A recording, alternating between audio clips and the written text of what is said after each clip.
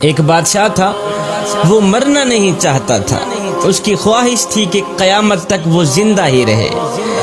ایک حکیم صاحب نے اسے کہا، بادشاہ سلامت، فلاں ملک کی سرزمین سے ایسی ایسی جڑی بوٹیاں پیدا ہوتی ہیں جن میں آب حیات کی تاثیر ہوتی ہے، آپ اگر وہ جڑی بوٹیاں منگوا لیں تو ہم آپ کو وہ دوا بنا دیتے ہیں جس کے کھانے کے بعد آپ جب تک چاہیں گے زندہ رہیں گے۔ بادشاہ نے فوراً ہی اپنے وزراء میں سے 5 وزیروں کو دوسرے ملک میں بھیجنے کا حکم جاری کر دیا کہ جاؤ دوسرے ملک کے جو بڑے راجا ہیں ان کو میرا سلام دو اور کہو کہ مجھے فلاں فلاں بوٹی کی اشد ضرورت ہے، سنا ہے وہ بوٹی آپ کے ملک میں پائی جاتی ہے، لہٰذا مجھے ان بوٹیوں کی اشد ضرورت ہے، اس لیے کہ میں مرنا نہیں چاہتا۔ خیر 5 وزیر دوسرے ملک میں پہنچے، راجہ صاحب کو سلام دیا، پیغام سنایا۔ جیسے ہی راجہ صاحب نے سنا کہ بادشاہ مرنا نہیں چاہتا تو راجہ صاحب نے کہہ لگانی شروع کر دی، ہنسنا شروع کر دی۔ ہنسنے کے بعد راجہ صاحب نے فوراً ہی سپاہی بلوائے، ان سب کو گرفتار کرا دیا۔ ان 5 وزیروں کو گرفتار کرا دیا۔ گرفتاری کے بعد راجہ صاحب نے حکم جاری کر دیا کہ ان سب کو لے جاؤ فلاں پہاڑ کے نیچے ایک خیمے کے اندر بند کر کے۔ فلاں پہاڑ کے نیچے ایک خیمہ ہے، بند خیمہ، ان 5 وزیروں کو لے جاؤ، اس خیمے کے اندر بند کر کے واپس چلے آئے۔ اور ہاں ساتھ میں ان 5 وزیروں کو یہ بھی کہہ دینا کہ جب تک یہ پہاڑ 2 ٹکڑے نہیں ہوتا تم آزاد نہیں ہو۔ جس پہاڑ کے نیچے تم پڑے ہو جب تک یہ پہاڑ 2 ٹکڑے نہیں ہوتا تم آزاد نہیں ہوتے۔ سپاہی ان 5 وزیروں کو لے گئے، پہاڑ کے نیچے خیمے کے اندر بند کر کے واپس چلے آئے۔ اب ان 5 وزیروں کو چاروں طرف موت کے آثار نظر آنے لگے، کھانے پینے کو کچھ نہیں تھا۔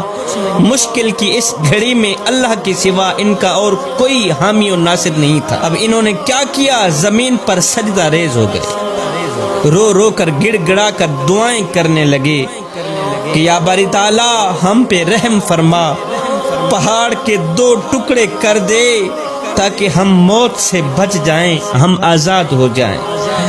اللہ اکبر۔ سارا دن ساری رات روتے ہی رہے۔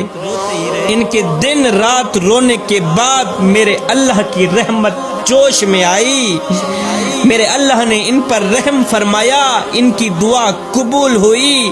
ایک دم زمین ہلنے لگی، زلزلہ آیا، پہاڑ جڑوں سے ہلنے لگا اور پہاڑ کے 2 ٹکڑے ہو گئے۔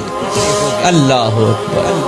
زلزلہ آیا، پہاڑ کے 2 ٹکڑے ہو گئے، ان کی دعا قبول ہو گئی۔ اب راجہ صاحب نے آرڈر دیا کہ ہماری شرط پوری ہو گئی ہے، پہاڑ کے 2 ٹکڑے ہم چاہتے تھے ہو گئے ہیں، اب جاؤ ان 5 وزیروں کو میرے پاس لے آؤ۔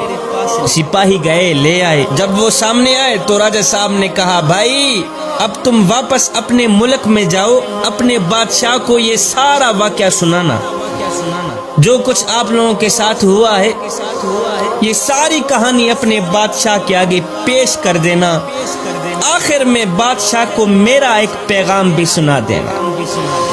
جی راجہ صاحب کون سا پیغام ہے؟